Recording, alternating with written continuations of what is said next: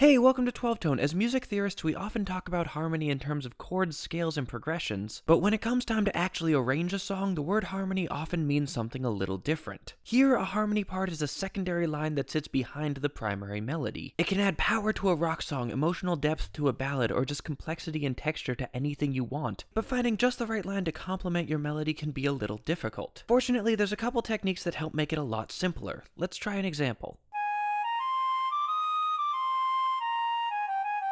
If we want to write harmonies for this, the first thing we need to know is what the chords are. What's the band playing? If you don't have chords yet, we've talked before about how to find them, but for the sake of simplicity, let's just say it's this.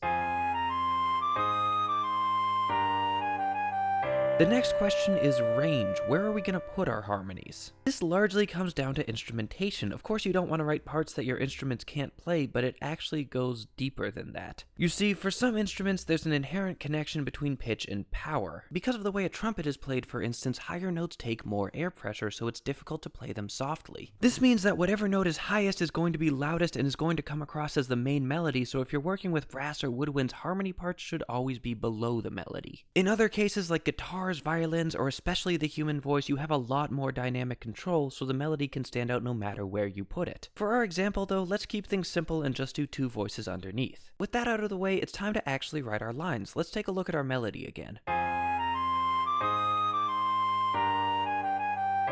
Now the first step is to find chord tones. These already fit in with the chords behind them, so they're the easiest to work with. For instance, we're starting on an A flat, one of the three notes in F minor, so the harmony voices should probably just sing the other two, in this case F and C. Most melodies are going to have a lot of chord tones, and this one's no exception, so even harmonizing just those is going to get you pretty close already.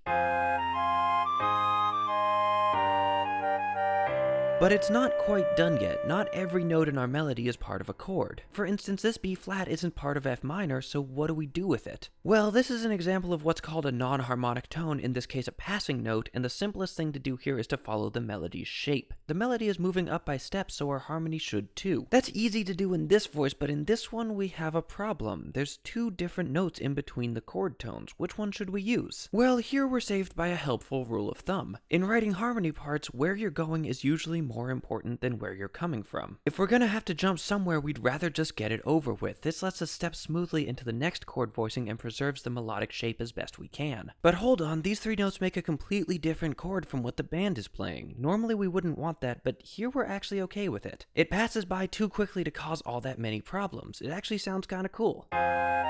We can fill in the rest of the non-harmonic tones similarly, but then we come to this. This D gets held for a long time, way too long to do what we've been doing. The chords would clash and it would sound like a mess.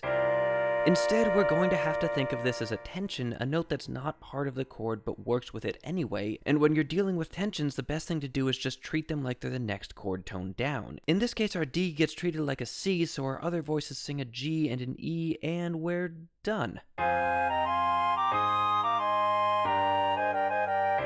This is what's called tight harmony, where all the parts closely follow the shape of the main melody, usually within an octave. There's plenty of more advanced techniques, from voice leading intentions to contrary motion and even secondary melodies, all of which we'll cover in future videos, but tight harmonies are an incredibly powerful, versatile tool, and really most of the time, they'll get the job done. Anyway, thanks for watching. If you want to help make these videos possible, please consider supporting 12 Tone on Patreon. You can also join our mailing list for scans of all our episodes. Like, share, comment, subscribe, and keep on rockin'.